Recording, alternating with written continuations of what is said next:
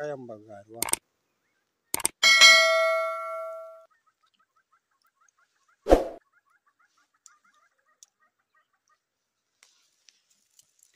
Ka gan shi? Wannan shine ƙayan bagaruwa. Ƙwaya 6 za ka cire. Za ka karanta suratul Ikhlas a jiki, ko kuma bari in karanta ka ci. Ba ga shi ba ƙayan ba, a bakin shago ko ƙofa ake sa in ba ka so ɓarayi su dame ka. ƙayan bagaruwa ga shi. Qul huwallahu ahad, Allahu samad, lam yalid wa lam yulad wa lam yakul lahu kufuwan ahad. Sai ka tofa sau 9 ka aje, ka ƙara cire ɗaya ka karanta ka aje, ka ƙara cire ɗaya ka karanta ka aje har sau guda 6. Idan ka samu guda 6, sai ka ɗauki igiya ka ɗaure ƙwaya 6. In ka ɗaure ƙwaya 6 da igiya ka gama, sai ka cusa bakin ƙofanka, shi kenan an wuce wuri. Ba ɓarawo ba, ba wani mutumin banza ba, ba wannan ba, ba wancan ba.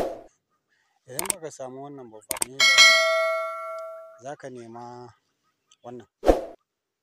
'Ya'yan yaɗiya ne, ƙwaya 9. Ka cire guda ɗaya kawai, 'ya'yan yaɗiya ɗaya ba, sai ka cire ƙayan nan, ƙayan bagaruwa guda 9. Kowane ɗayan ka karanta qul huwallahu ƙafa ɗaya a jiki, ka tofa jikin ƙayan sai ka cusa a cikin wannan har ka samu ƙaya 9 a jikin wannan ƙwaya ɗaya. Wannan ɗin sai ka dinga sa aljihu. Ba ana kidnapping, ana ɗaukan mutane, ana satan mutane, ana yin kaza ba. Billahi lazi ba wanda zai ma komai in Allah ya yarda. Duk hawun da zai dawo Allah zai kautar da shi.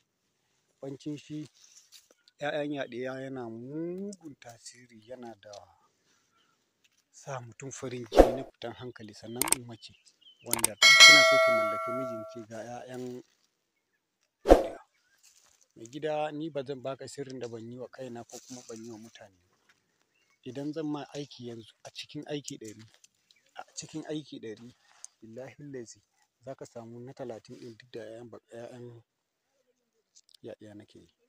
Wannan yanzu yanda yake haka in ka daka shi, in kika daka shi kina so ki mallake wani ne ko baya ƙasan nan, ki daka shi, ki nema tsohon rigansa ko ɗan kaɗan, ko kuma tsohon wandonsa, ko kuma wani abun shi dai tsohon wani abunsa ko ƙasan ƙafansa, ki haɗa da wannan, ki ɗauki gashin kanki ki kwaɓa da shi, ki daka mai kyau, sai ki kira sunansa ki saka a wuta ki gani.